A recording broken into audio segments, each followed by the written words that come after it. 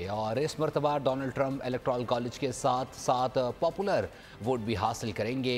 Donald Trump अगर election जीते हैं तो वो जंगों को रुकवाएंगे, ईरान पर पाबंदियां लगाई जाएंगी, चीन से दरामद पर भारी टैक्स आयद किए जाएंगे। साबिक अमरीकी सदर और रिपब्लिकन सदारती उम्मीदवार डोनाल्ड ट्रंप के मुशीर साजिद तारड़ की मीडिया से गुफ्तगू, क्या कहा आप भी सुनिए।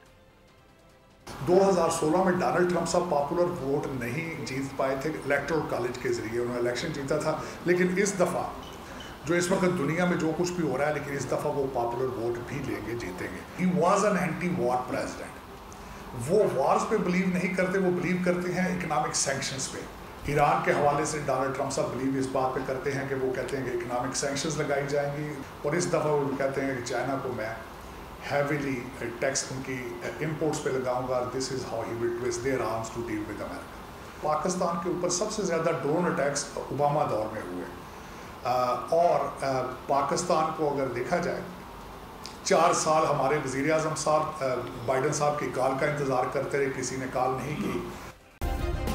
सब्सक्राइब करें और बेल दबाएं ताकि कोई खबर रह न जाए।